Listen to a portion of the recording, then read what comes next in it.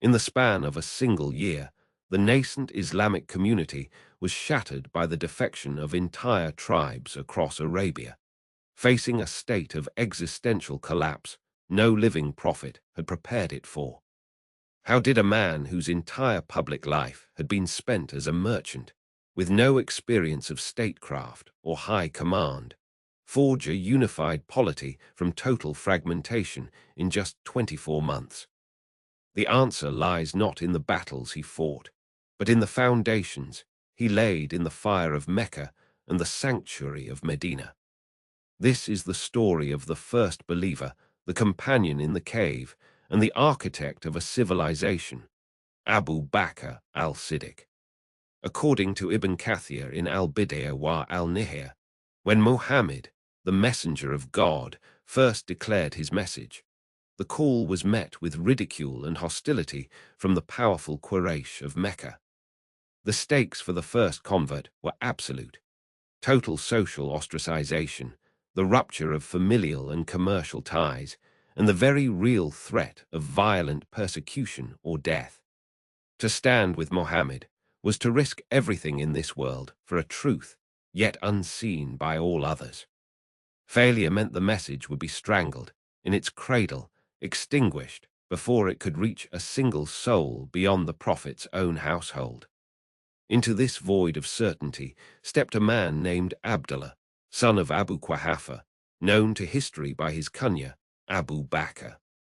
Ibn al-Athir notes in Al-Kamil fi al-Tariq that Abu Bakr was a wealthy and respected merchant, a man of gentle manners and sound judgment.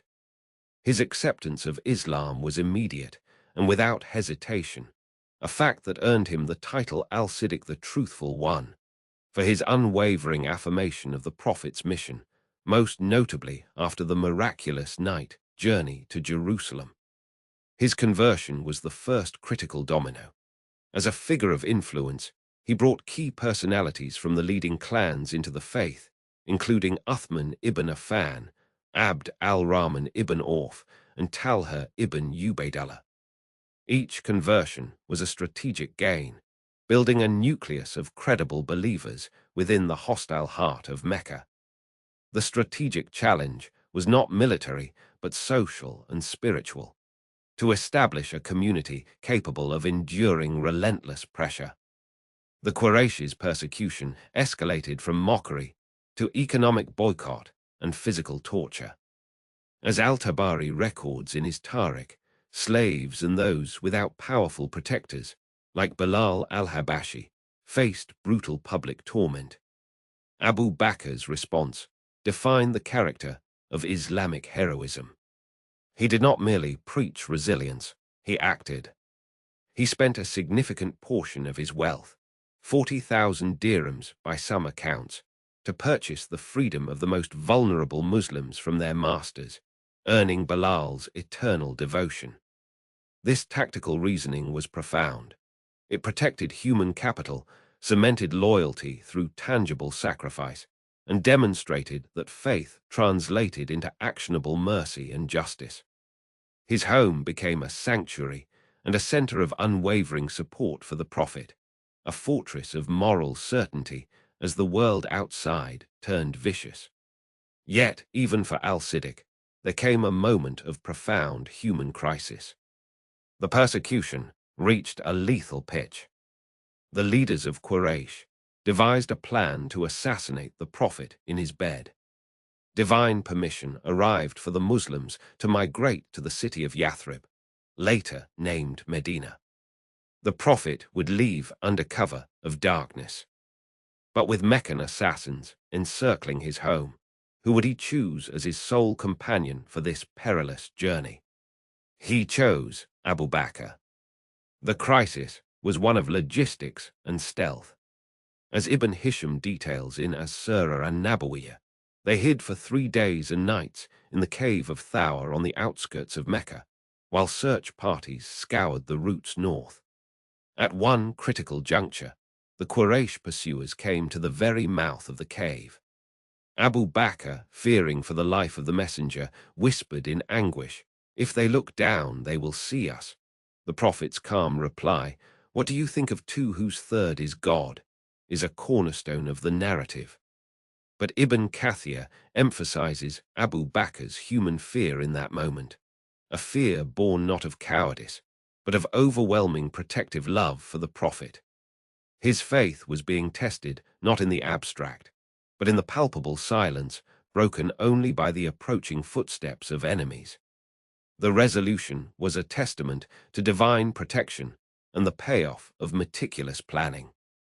Abu Bakr's son, Abdullah, would bring them news by night, and his servant, Amir ibn Fuhaira, would graze sheep nearby to erase their tracks. After the searchers departed, having seen a spider's web woven across the cave entrance and a dove's nest at its mouth taking these as signs the cave was undisturbed, the two travelers emerged.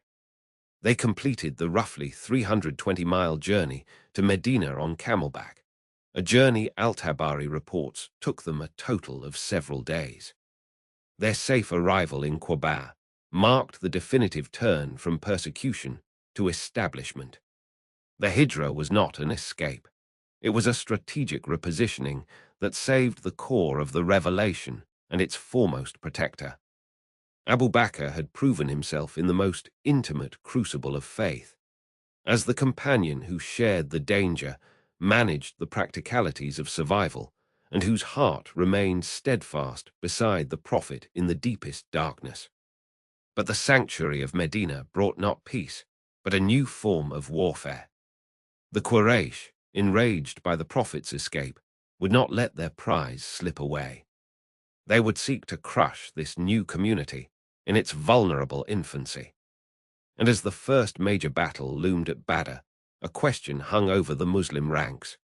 Could these former merchants and shepherds, led by a prophet and his truthful friend, stand against the seasoned warriors and crushing numbers of Mecca? The test of the foundation was about to begin. Eventcovid.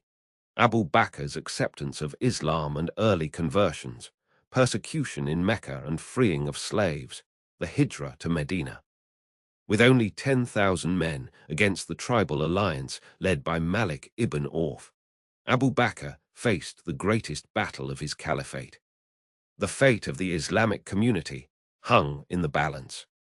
As Al-Tabari recorded in his Tariq al-Rusul wa al-Mulak, the tribes had gathered an army of 10,000 warriors, swelled by the promise of Meccan gold and the lure of revenge. The valley of Hunayn was a deceptive trap, narrow and walled by steep, brush-covered slopes. The enemy lurked unseen, waiting.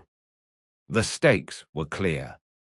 If Abu Bakr's forces were defeated, the fragile unity of the Muslim community could shatter. The Meccan tribes sought not just victory, but the destruction of the Islamic State.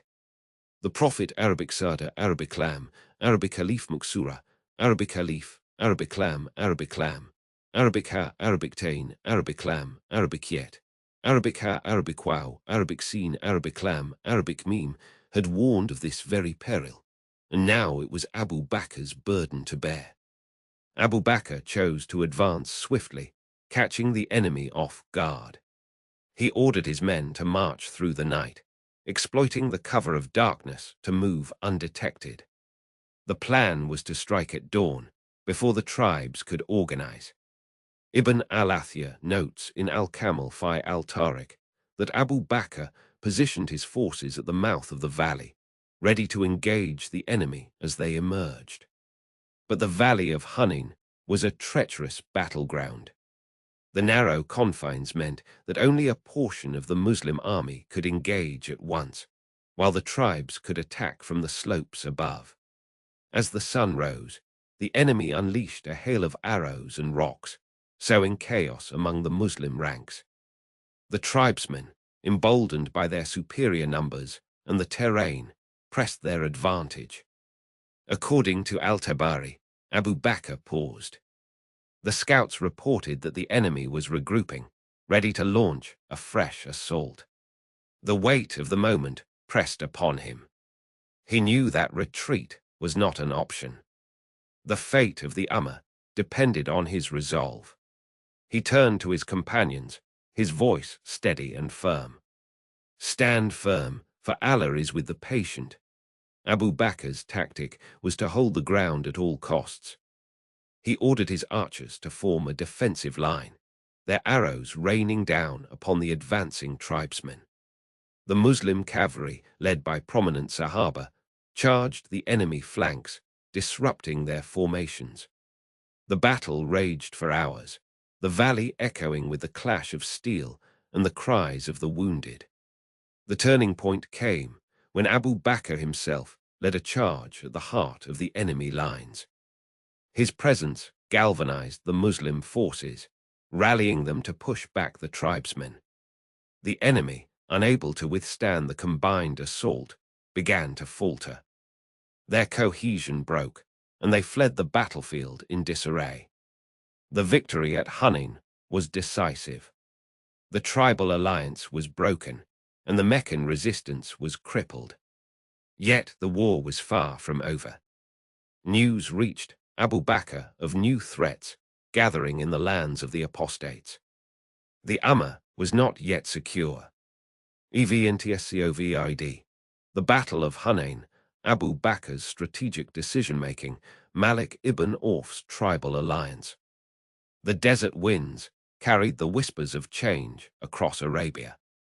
In the year 632 of the Common Era, the Muslim community stood at a precipice, a single thread connecting them to the divine guidance they had embraced. The passing of the Prophet Muhammad, peace be upon him, left a void, a profound silence where the voice of revelation once resonated. In this moment of unprecedented uncertainty, the community turned to one man, Abu Bakr Abd Allah ibn Abi Quhafa, a man whose steadfastness had been proven time and again, a man chosen for his unwavering faith and his deep understanding of the Prophet's Arabic Sada, Arabic Lam, Arabic Alif Muksura, Arabic Alif, Arabic Lam, Arabic Lam, Arabic Ha, Arabic Tain, Arabic Lam, Arabic Yet, Arabic Ha, Arabic Wow, Arabic Seen, Arabic Lam, Arabic Meme teachings. The weight of leadership now rested upon his shoulders, a burden heavier than any sword or shield. The stakes were immense. The Arabian Peninsula, recently unified under the banner of Islam, now faced internal fragmentation. Tribes that had pledged allegiance to the Prophet Muhammad, Arabic Sada, Arabic Lam, Arabic Alif Muksura, Arabic Alif, Arabic Lam, Arabic Lam, Arabic Ha, Arabic Tain, Arabic Lam, Arabic Yet, Arabic Ha, Arabic Wow, Arabic Seen, Arabic Lam, Arabic Meme, saw his passing as an opportunity to revert to their former ways, to renounce the zakat, the obligatory charity that was a cornerstone of the new faith, and to reassert their independence. This was not merely a political rebellion. It was an existential threat to the nascent Islamic State. If these apostate tribes were not brought back into the fold, the unity forged through years of struggle and sacrifice would crumble, and the message of Islam itself would be extinguished before it could spread beyond the Hijaz. The very foundation of the community was at risk. Abu Bakr, guided by the Quran and the son of the Prophet, Arabic Sada, Arabic Lam, Arabic Alif Muksura, Arabic Alif, Arabic Lam, Arabic Lam, Arabic Ha, Arabic Tain, Arabic Lam, Arabic Yet, Arabic Ha, Arabic Wow, Arabic Seen, Arabic Lam, Arabic Meme, understood the gravity of the situation. He declared, "By God, if they withhold even a single rope that they used to give to the messenger of God, Arabic Sada, Arabic Lam, Arabic Alif Muksura, Arabic Alif, Arabic Lam, Arabic Lam, Arabic Ha, Arabic Tain, Arabic Lam, Arabic Yet, Arabic Ha, Arabic Wow, Arabic Seen, Arabic Lam, Arabic Meme, I would fight them for it." This was not a declaration of war born of personal ambition, but a firm resolve to uphold the tenets of Islam as entrusted to him. His strategy was clear: to subdue those who refused to pay zakat, viewing their refusal as a rejection of the Prophet's Arabic Sada, Arabic Lam, Arabic Alif Muksura, Arabic Alif, Arabic Lam, Arabic Lam, Arabic Ha, Arabic Tain, Arabic Lam, Arabic Yet, Arabic Ha, Arabic Wow, Arabic Seen, Arabic Lam, Arabic Meme authority, and the divine law. The campaigns that followed were fierce and decisive. The Ridda Wars, as they came to be known, saw the Muslim armies, though often outnumbered, confront formidable tribal confederations. One of the most critical confrontations occurred in the region of Yamama, a fertile area in central Arabia. Here, a powerful claimant to prophethood, Musaylima, had gathered a significant force. Al-Tabari records that the Muslim army, led by Khalid ibn al-Walid, numbered around 10,000 men, while Musaylima's forces, bolstered by alliances, were estimated to be around 40,000 strong.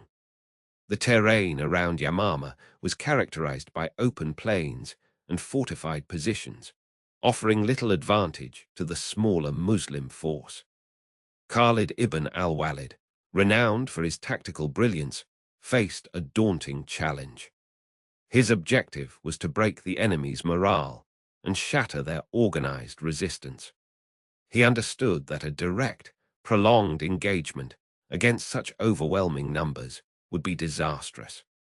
Ibn Kathir, in his Al-Bidya wa al-Nihaya, details Khalid's strategic acumen. He decided on a multi-pronged approach, aiming to divide and conquer. He deployed his forces to attack the enemy simultaneously from different directions, preventing them from concentrating their strength. He also recognized the importance of psychological warfare, intending to sow confusion and fear among the apostates. The battle raged with incredible ferocity. The sheer number of the enemy pressed hard against the disciplined, but outnumbered Muslim soldiers. At one point, the tide seemed to turn against the Muslims. Al-Tabari narrates that the enemy forces, emboldened by their numerical superiority, launched a fierce counterattack, pushing the Muslims back towards their encampment. Doubt and despair began to creep in. The soldiers, exhausted and facing a seemingly insurmountable enemy, looked to Khalid for a sign, for a word of encouragement. Khalid himself, though outwardly resolute, felt the immense pressure. He saw the faces of his men, their courage tested to its limit. He knew that a single wrong move, a moment of faltering leadership, could lead to the annihilation of his army and the unraveling of Abu Bakr's unified front.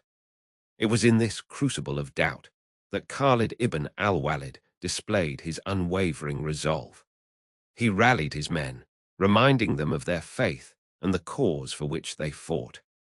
According to Ibn al-Athir in his Al-Kamil fi al-Tariq, Khalid personally led a decisive charge, targeting the enemy's center with a small, elite contingent. This bold maneuver, coupled with the simultaneous attacks from other Muslim detachments, disrupted the enemy's formations.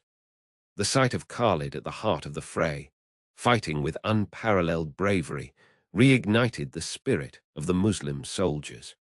They fought with renewed vigor, their faith a shield, their conviction a sword. The enemy, disoriented and demoralized, began to break. Musaylima himself was eventually slain, and his army was routed, their resistance collapsing. This victory at Yamama was a critical turning point, crushing a major hub of apostasy and signaling the eventual restoration of Islamic unity across Arabia. Yet, as the dust settled on the battlefields of Yamama, a new and unforeseen challenge began to stir in the north.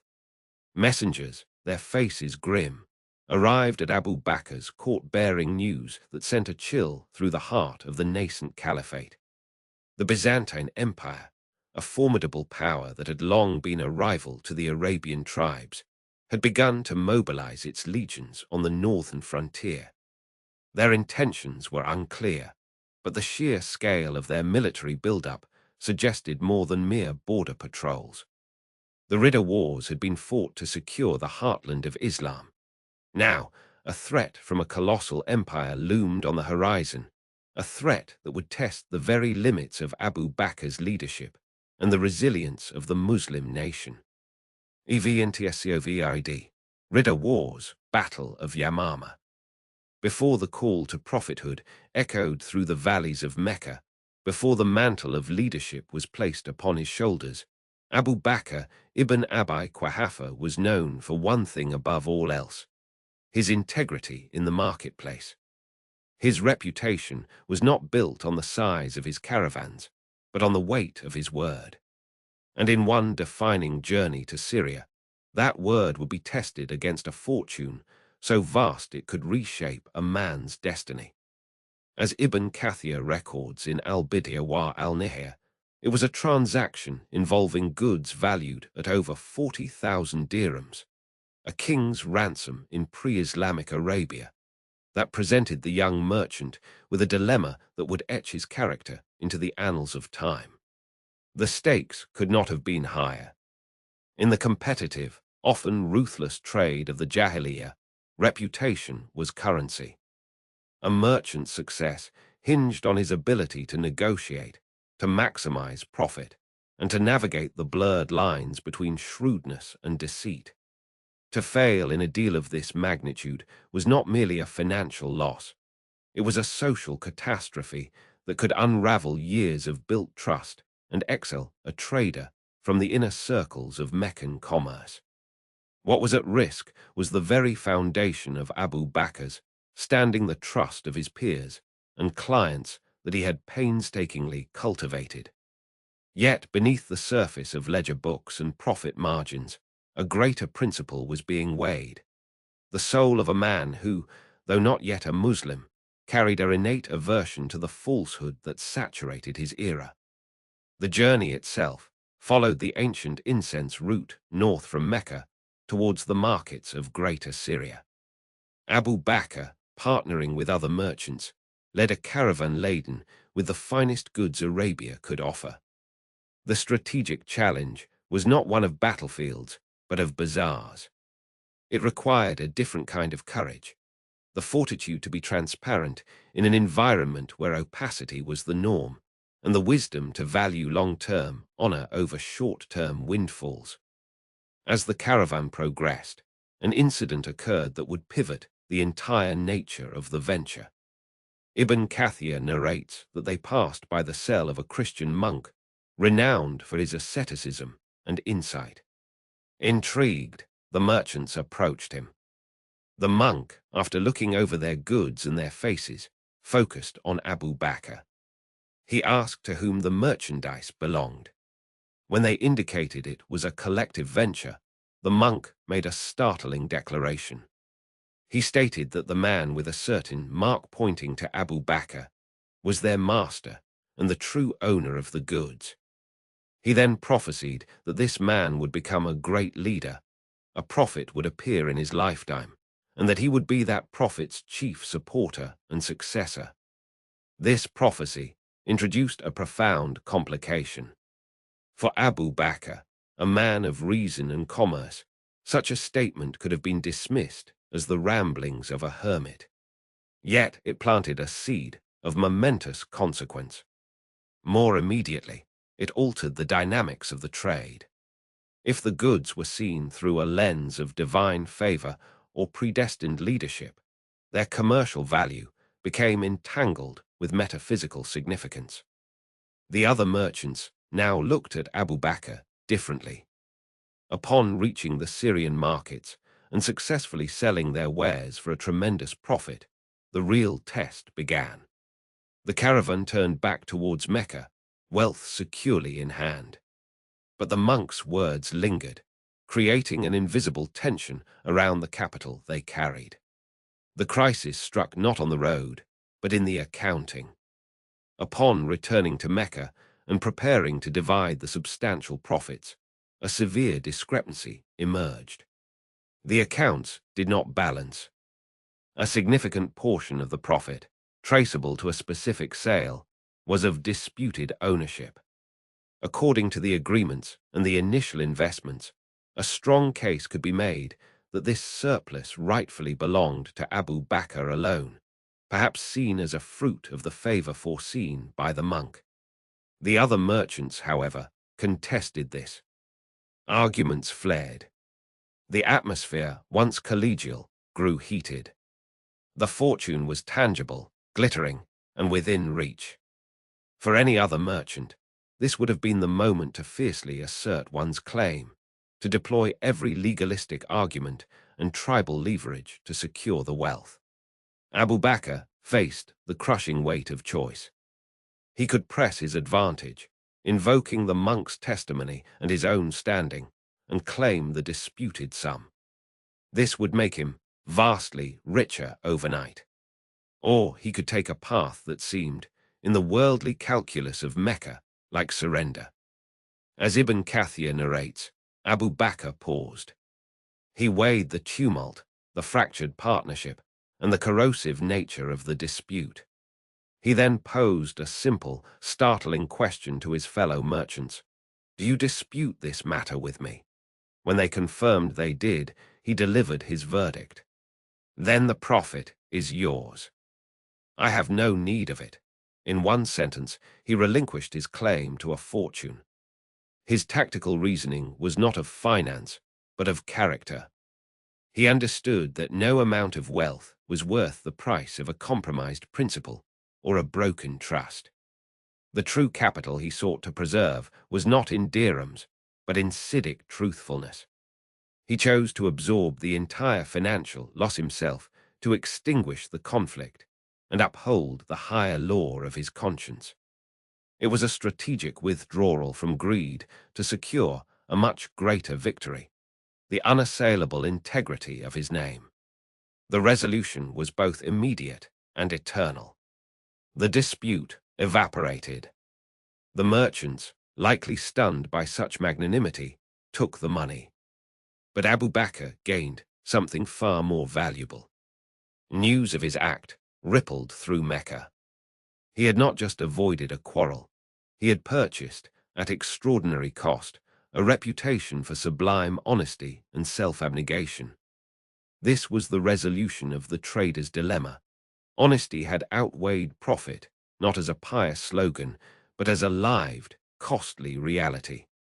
Al-Tabari, in his Tariq, underscores that such conduct was the bedrock upon which Abu Bakr's pre-Islamic prestige was built. It proved his niyyah was uncorrupted by the materialism of his age. This incident was not an isolated virtue, but a consistent pattern, a preparation.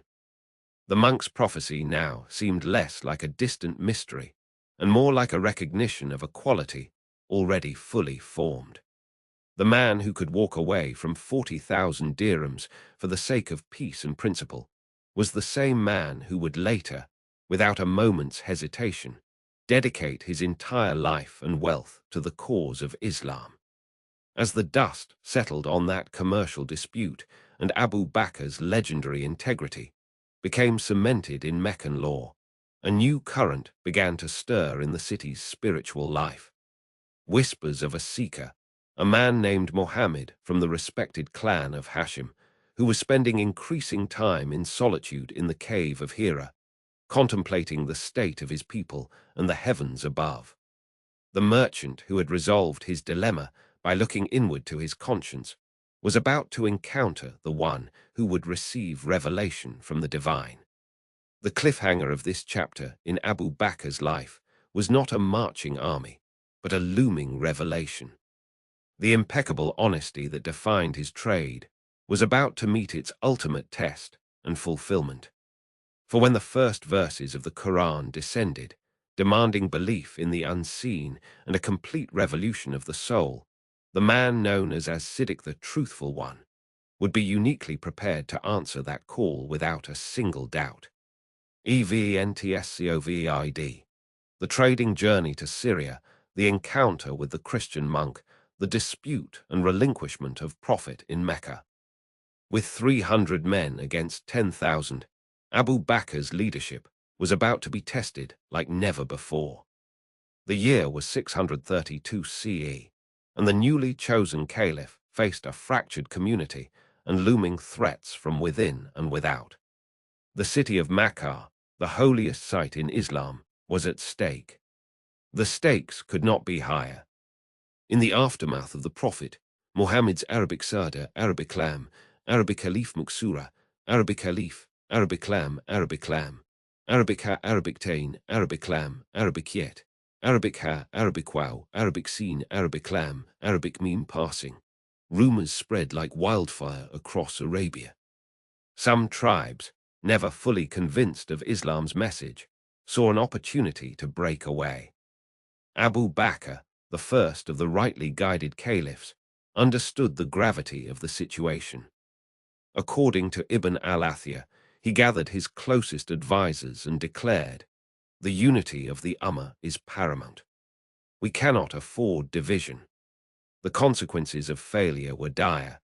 The collapse of the newly formed Islamic State, the abandonment of the message of Islam, and the potential loss of the sacred city of Makkah. Abu Bakr's strategic challenge was immense. The rebel tribes, led by false prophets like Musaylima and Tulayha, had sworn allegiance to the prophet Arabic Sada, Arabic Lam, Arabic Caliph Muksura, Arabic Caliph, Arabic Lam, Arabic Lam, Arabic Ha, Arabic Tain, Arabic Lam, Arabic Yet, Arabic Ha, Arabic Wow, Arabic Seen, Arabic Lam, Arabic Meme only under duress. Now they sought to reclaim their autonomy. As Al-Tabari recorded in his Tariq, Abu Bakr was faced with a choice, to negotiate or to fight. He chose the path of unity. The Ridda Wars, or the Wars of Apostasy, were not just about subduing rebels, Abu Bakr asserted. They were about preserving the very soul of Islam. Abu Bakr's tactical reasoning was rooted in the principles of justice and unity. He knew that force alone would not suffice.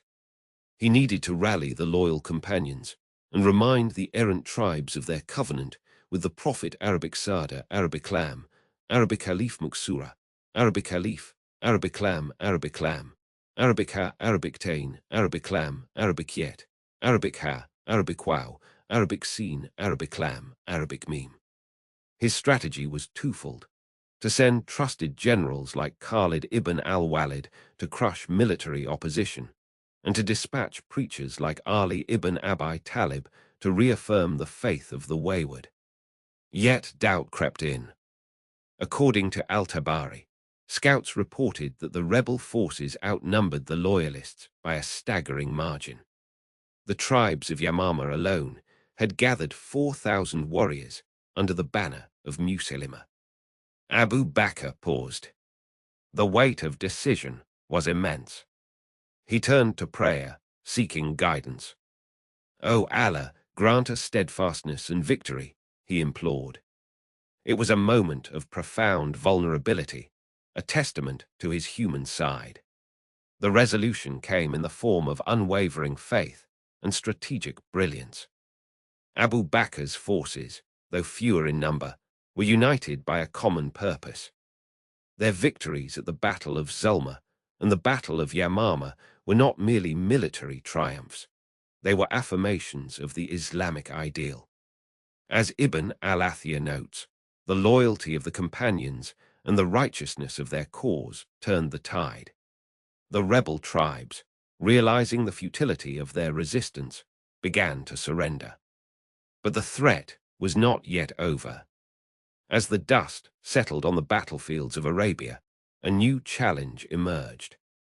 The Persian Empire, long a foe of the Romans, saw an opportunity to exploit the chaos within the Muslim ranks. Their armies, vast and well-equipped, began to stir.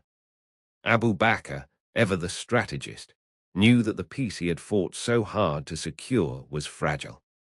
The Persians were marching, and the fate of the Islamic State once again hung in the balance. The letter that arrived that night would change everything. EVNTSCOVID. The Ridda Wars, Battle of Zulma, Battle of Yamama. The year was 11 AH. The nascent Islamic State, still reeling from the passing of the Prophet Muhammad, faced a grave threat. Across Arabia, tribes that had pledged allegiance began to renounce their faith, a wave of apostasy threatening to extinguish the light of Islam before it could truly ignite. At the forefront of this existential crisis stood Abu Bakr, the first caliph. His task was monumental: to preserve the unity of the Ummah and defend the very foundations of Islam. The stakes were immeasurable. Failure would mean not only the fragmentation of the fledgling Muslim community, but also the potential erasure of the revelation itself. The Arabian Peninsula, united under a common banner for the first time, risked dissolving back into its pre-Islamic tribal chaos, its spiritual and political gains lost forever. Abu Bakr's resolve, however, was as unyielding as the desert rock. He had been the closest companion to the Prophet Muhammad, the first to believe in his message, and now he bore the weight of his legacy. The greatest challenge came from Musaylima al-Kadhab, who had declared himself a prophet in Yamama. He commanded a substantial force, estimated by al-Tabari to be around 40,000 men. Facing this formidable army, Abu Bakr dispatched his most trusted commanders. One such confrontation was at the Battle of Yamama itself. Ibn Kathir records that Abu Bakr gathered his forces, a smaller but determined army, and entrusted the command to Khalid ibn al-Walid. The Muslim army numbered approximately 13,000 soldiers, a stark contrast to Musaylima's vast host. Khalid's strategic genius was immediately put to the test. He understood the critical need to break the enemy's morale and exploit any weaknesses in their formation. Khalid's tactical reasoning was rooted in the harsh realities of desert warfare and the specific nature of the enemy. Musaylima's forces were bolstered by a large number of auxiliaries and tribal loyalists, many of whom might waver if their leadership faltered or their lines were breached decisively. Khalid, as al-Tabari narrates, meticulously planned his assault. He ordered his troops to feign retreat in certain sectors, a tactic designed to draw the enemy out from their entrenched positions and into open ground where the disciplined Muslim cavalry could exploit their flanks. This maneuver was a calculated risk, requiring immense courage and coordination from the Muslim soldiers. The Battle of Yamama raged fiercely. Ibn al-Athir details the brutal fighting, with both sides suffering heavy casualties. Musaylima's forces fought with the ferocity of those defending their newfound prophet, their numbers initially overwhelming the Muslim ranks. At a crucial point, the Muslim lines began to falter under the sheer weight of the enemy assault. Doubt, a tangible enemy on any battlefield, began to creep in. Khalid, witnessing the fierce resistance and the casualties mounting, felt the immense pressure. He had to make a decisive move, a gamble that would either secure victory or lead to a catastrophic defeat. According to al-Tabari, Khalid paused. The scouts reported that the enemy, emboldened by their initial success, had pushed deep into their positions, leaving their main encampment less guarded. This was the moment. With renewed resolve, Khalid rallied his men. He ordered a full-scale, coordinated charge, focusing on the weakest points of the enemy line. The Muslim cavalry, unleashed with devastating effect, shattered the enemy's ranks. The feigned retreat had served its purpose, drawing out and disorganizing Musaylima's army. The Muslims pressed their advantage relentlessly. The battle culminated in a desperate struggle around Musaylima's stronghold, a garden known as the Garden of Death. It was here that Musaylima himself was slain, a pivotal moment that broke the back of the apostate forces. Ibn Kathir records that the ferocity of the fighting within the garden was such that it earned its grim moniker. The victory at Yamama, though dearly bought, was decisive. The apostasy was largely quelled, and the authority of the caliphate was firmly established across Arabia. Abu Bakr's steadfastness and the valor of his commanders had preserved the unity of the Muslim nation. Yet, as the dust settled on Yamama, a new and even more daunting prospect began to emerge.